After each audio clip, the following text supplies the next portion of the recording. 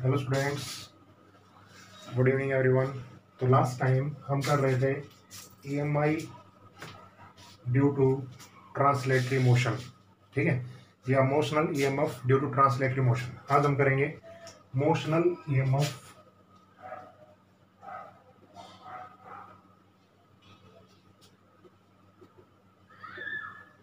Due to rotation of wire.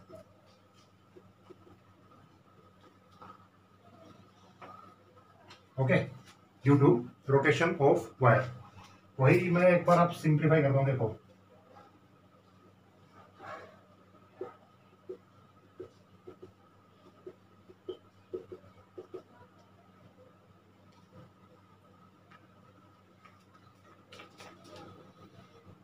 ये कोई conducting road है, ठीक है, this is a conducting road, ठीक है। अब ये सीधी नहीं चल रही, पहले इस तरह थी ना, सीधी चला रहे थे। अब ये इसको हम किस तरह चला रहे हैं, इस तरह, with angular velocity omega, with angular velocity omega. इसका मतलब क्या है, अब वेलोसिटी नहीं चल रही, आप घुमा रहे हैं ना, तो एंगुलर वेलोसिटी, ठीक है।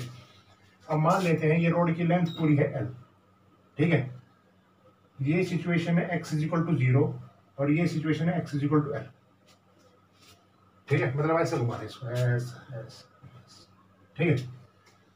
तो इसको हमने एक पॉइंट को मान लिया, हिंज पॉइंट को। ये हिंज पॉइंट होता है 0, जहां से हम इसको टर्न करवाएंगे, और टोटल लेंथ कितनी है, x, ठीक है। तो सबसे पहला काम जो हम यहाँ पे करेंगे, ठीक है, वही काम हमें स्टार्ट करना है यहाँ पे, और कुछ नहीं है।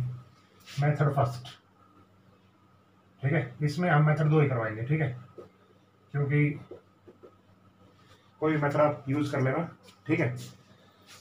तो मेथड फर्स्ट है फ्लक्स रूल। ये इंपॉर्टेंट है इसके लिए, क्योंकि यहाँ पे इसका रूल ज़्यादा यूज होता है, फ्लक्स रूल, ठीक है। दूसरा मैं करवा दूंगा आपको अभी, ठीक है, करना चाहोगे तो लॉरेंस फोर्स वाला भी करवा देंगे, कोई दिक्कत नहीं है, ठीक है। लेकिन फ्लक्स रूल आप अच्छी तरह समझिए, ठीक है। ये मैं आपको एक बार पहले बता चुका हूँ वैसे फ्लक्स रूल क्या होता है, ठीक है। तो अगर मैं आपको बताऊं, हाँ देखिए, मान लेते हैं ये किसी एंगल पे यहाँ पे आ गया, ऐसे, ठीक है, और ऐसे बीच का एंगल है थीटा, ठीक है। तो देखिए, फ्लक्स क्या कहता है, बी डॉट ए, ठीक है, या इसको आप डी एस लिखो, कोई दिक्कत नहीं, B D S cos theta, ठीक है।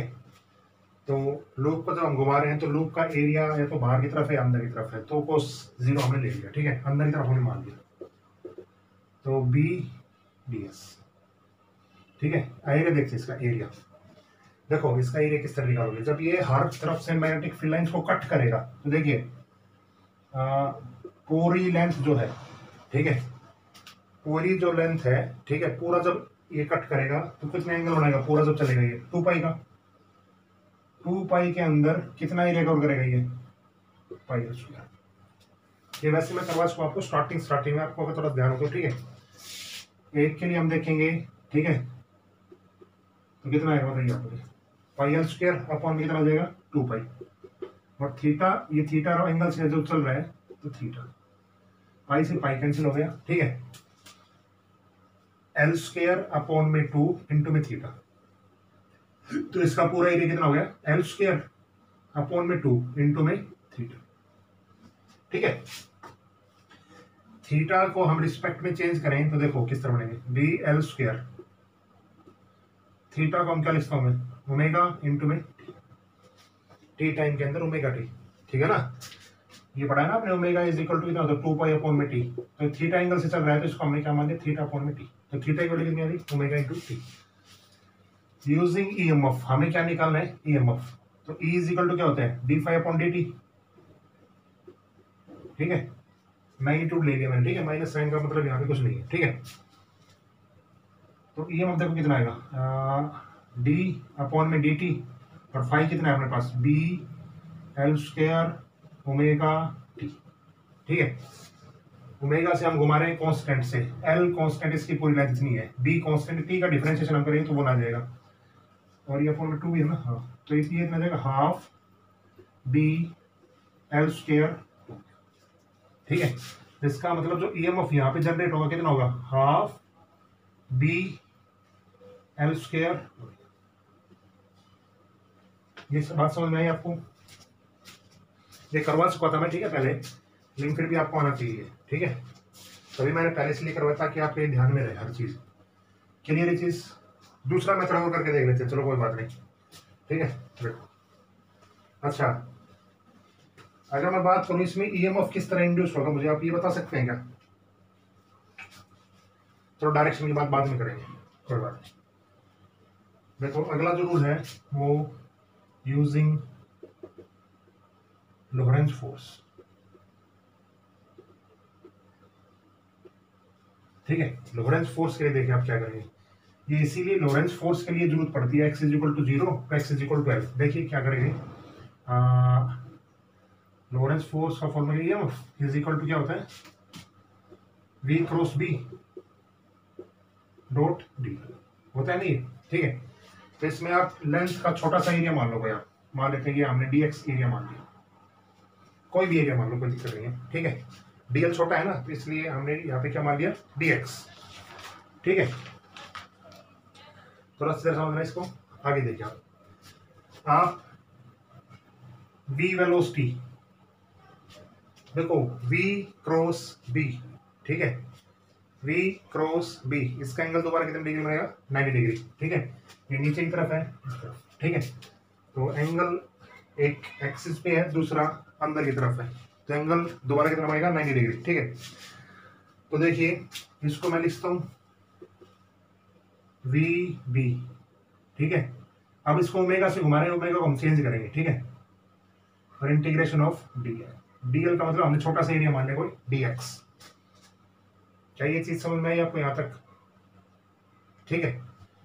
डॉट का मतलब डीएक्स जो बनेगा ना एरिया वेक्टर, वो इसका है ना अंदर की तरफ बनेगा, और इसका भी एरिया अंदर की तरफ ही है। तो कोस 0 कितना हो जाएगा, कोस की वैल्यू कितनी हो जाएगी, 0। इन दोनों के बीच का एंगल 90 डिग्री, और इन दोनों के डॉट प्रोडक्ट का एंगल 0 डिग्री एरिया वेक्टर का, ठीक है। अब v को मैं चेंज कर रहा हूं, देखिए आप एक बार देखो v, अभी आपने ये फॉर्म पढ़ा है ओमेगा इंटू में r, बताइए, क्योंकि हम एंगुलर वेलोसिटी से घुमा रहे हैं, ठीक है। तो एक रिलेशन होती है v की, v इज इक्वल टू क्या होता है, ओमेगा इंटू में r। लेकिन यहाँ हम r से नहीं घुमा रहे, कौन से पार्ट को घुमा रहे हैं हम, dx, छोटे से पार्ट को, x पार्ट को पूरा घुमा रहे हैं।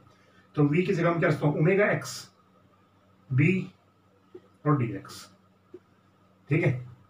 अगर मैं यहां देखूं omega b x dx, x हर बार चेंज हो रहा है क्योंकि हर बार इसकी वैल्यू क्या होगी, चेंज होती चली जाएगी, ठीक है।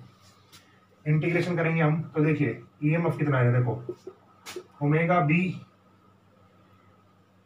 x dx का इंटीग्रेशन, तो लिमिट रखेंगे आप पहले, कहां से आप स्टार्ट कर रहे हैं, 0 से, और कहां तक आप चले हैं, L तक, 0 L dx x dx। Integration हमने किया x square by 2, x dx का इंटीग्रेशन कितना होता है, x स्क्वायर बाई 2, ठीक है। तो टोटल कितना हो जाएगा, L स्क्वायर बाई 2, ठीक है। तो इसमें भी ईएमएफ कितना आएगा, इतना ही आएगा, half B L square omega, ठीक है। बात वही है, लेकिन आपको यूज कौन सा रूल यूज करना है, फ्लक्स रूल।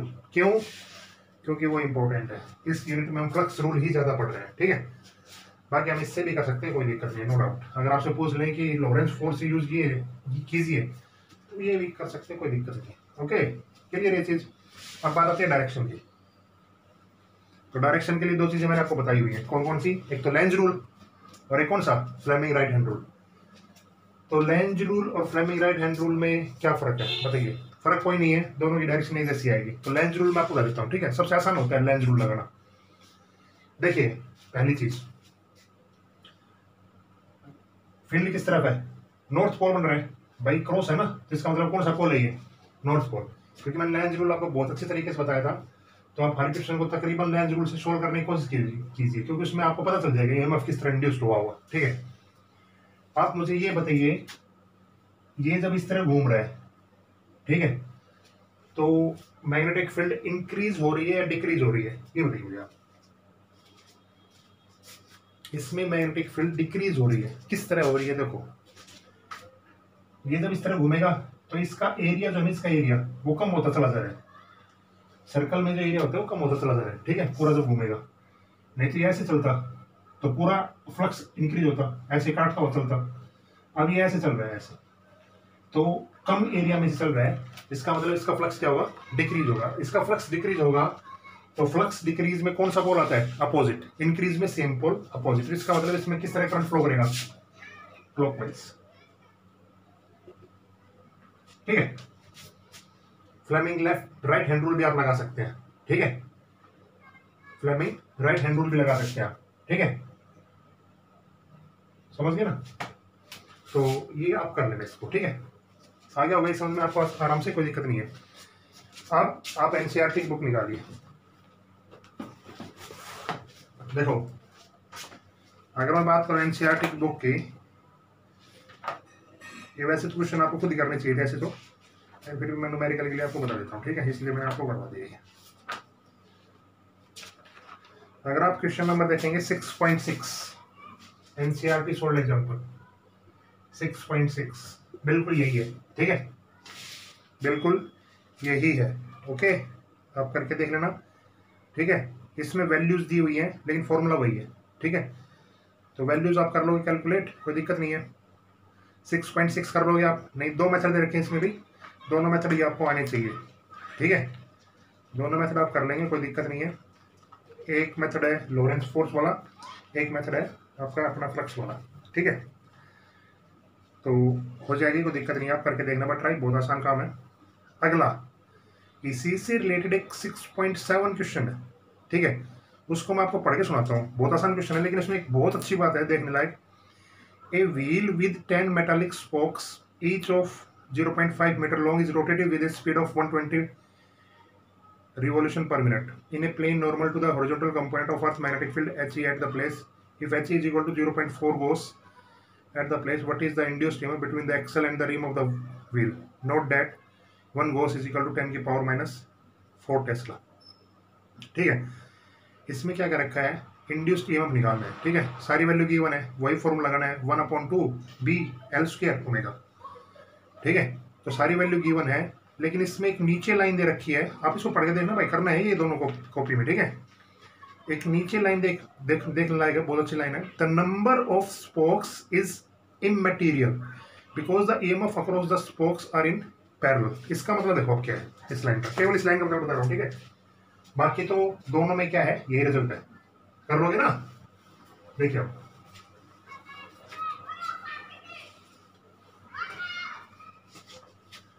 अगर आपसे ये पूछ ले ऐसे, ये कोई रिम है, ठीक है, ये इसका एक्सल है, एक्सल में ये ताड़ियाँ हैं, कहते हैं ना ऐसे, ठीक है। इस पूरे का अगर ईएमएफ आपको निकालना हो तो फॉर्मूला तो वही है, कोई दिक्कत नहीं है, फॉर्मूला वही है, ठीक है। लेकिन यहाँ पे कितनी ताड़ियाँ हैं? बहुत सारी ताड़ियाँ हैं, ठीक है। इसके लिए हम क्या कर सकते हैं? नंबर ऑफ टर्न्स को क्या कर सकते हैं? मल्टीप्लाई कर सकते हैं। भाई जितने नंबर ऑफ टर्न्स होंगे ना उतने नंबर से हम क्या कर देते हैं? मल्टीप्लाई कर देते हैं ना। लेकिन यहाँ पे नंबर ऑफ टर्न से मल्टीप्लाई ना हो, चाहिए इसमें कितनी भी ताड़ियाँ हो, ठीक है, कितनी भी ऐसी हो, ठीक है। ये कितने भी स्पोक्स ऐसे हो, स्पोक्स है इंग्लिश में, कितने भी हो, ठीक है। एंड से मल्टीप्लाई नहीं करेंगे, इतना ही रहेगा, जितना एक का रहेगा उतना ही सभी का रहेगा, वो सेम रहेगा। क्यों रहेगा? उसका रीजन सुनो। देखो, ईएमएफ एक तरह की वोल्टेज है, ईएमएफ क्या है? एक तरह की वोल्टेज है, ठीक है। जैसे आपको क्वेश्चन में दे दिया नंबर ऑफ टर्न्स इतने दे रखे हैं स्पोक्स के, तो उसको आपको मल्टीप्लाई नहीं करना है, वो यूजेबल नहीं है। क्यों नहीं है? क्योंकि वोल्टेज पैरेलल में हमेशा क्या रहती है? सेम रहती है। पढ़ा है ना आपने ये सीरीज कॉम्बिनेशन, पैरेलल कॉम्बिनेशन, तो पैरेलल में हमेशा वोल्टेज क्या रहती है? सेम रहती है। इसी तरह पैरेलल में ईएमएफ भी क्या रहेगा? सेम रहेगा। अगर आप इसका निकाल लेते हैं पहले का ईएमएफ, तो सभी का ईएमएफ सभी का वही रहेगा, सेम रहेगा। बहुत अच्छी लाइन थी ये, तो आपको ये पता चलनी चाहिए, काफी बार ऐसी टाइप की क्वेश्चन पूछ लेते हैं। ठीक है, ये चीज समझ में आ गई ना आपको, क्लियर ये चीज? ओके, अब एक और बहुत अच्छी चीज बताते हैं आपको, ठीक है, इस टॉपिक में। तो एन नंबर से मल्टीप्लाई नहीं करना, ही ध्यान रखिए ना, ईएमएफ क्योंकि सभी के लिए क्या है, सेम रहेगा। इस क्वेश्चन में नीचे लाइन लिख रखी है, उसको क्वेश्चन करना है आपको, दोनों क्वेश्चन, ठीक है, क्योंकि आज मैं ये 2-3 चीजें बता रहा हूँ आपको, बाकी इमोशनल ईएमएफ तो हो गया था। ठीक है, दूसरी चीज, ये एक बहुत इंपॉर्टेंट चीज है भाई, इसको अच्छी तरह समझो। चार्ज फ्लो,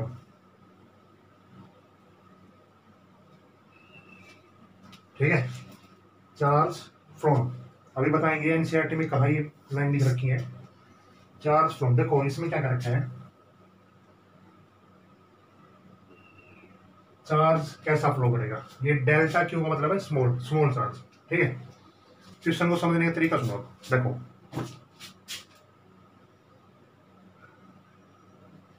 ये कोई कॉइल है, इसके पास हम मैग्नेट लेके आए,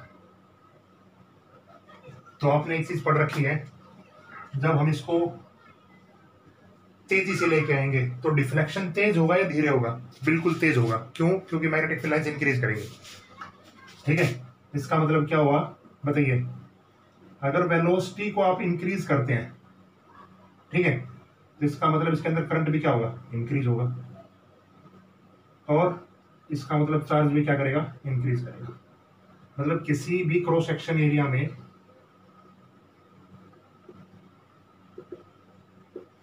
चार्ज का फ्लो कैसा करेगा, इंक्रीज करेगा, क्योंकि करंट अगर बढ़ेगा तो चार्ज डेफिनेटली बात है ज्यादा बढ़ेंगे। अगर आप इसकी स्पीड को स्लो कर देते हैं, ये है फास्ट के लिए, अगर आप इसकी स्पीड को स्लो कर देते हैं तो देखो वेलोसिटी आपने डिक्रीज की, करंट भी क्या होगा, डिक्रीज होगा, चार्ज भी क्या होगा, डिक्रीज होगा। ठीक है, तो चार्ज की वैल्यू क्या हम बता सकते हैं कि बढ़ेगी या घटेगी, किस तरह क्या होगा। ठीक है, अब मैं कह रहा हूं दोनों केस में charge remain same, charge flow, ये नोट कर लेना, चार्ज फ्लो, ये 2 पॉइंट है इसमें, चार्ज फ्लो रिमेन सेम। दूसरा पॉइंट में लिख रहा हूं, charge flow is independent upon time. Main point तो यही है, इंडिपेंडेंट अपॉन टाइम, ये बाद में देखेंगे, अभी पहले आप इसमें पढ़िए। अब देखो करंट का फॉर्मूला क्या होता है, Q अपॉन में T होता है, बिल्कुल होता है, कोई दिक्कत नहीं है, समझिए ना। देखो इस केस में अगर मैं लिखूं चार्ज के बारे में, तो चार्ज यहां से आएगा I इंटू में T, I इंटू में क्या आएगा, T। अब एक चीज आप सोच के देखिए, देखो जब हम इसको v वेलोसिटी से आगे लाए तेजी से, तो इसमें टाइम ज्यादा लगा होगा या कम लगा होगा? ऑफ कोर्स बात है, टाइम कम लगा होगा, लेकिन करंट इंक्रीज हुआ होगा। तेजी से लाएंगे रिफ्लेक्शन ज्यादा दिखाएगा, लेकिन टाइम भी कम लगेगा। इसमें देखिए आप, अगर हम धीरे लेके आएंगे तो टाइम क्या लगेगा, ज्यादा लगेगा, और करंट क्या होगा, कम होगा। तो एक चीज बढ़ रही है, एक चीज घट रही है, एक चीज बढ़ रही है, एक चीज घट रही है। इसका मतलब हम क्यू को किस तरह डिफाइन करें फिर बताइए? तो हम क्यू को किस तरह डिफाइन करते हैं कि क्यू जो है वो रिमेन सेम रहता है हर जगह, चार्ज जो है वो हर जगह क्या रहता है, रिमेन्स सेम।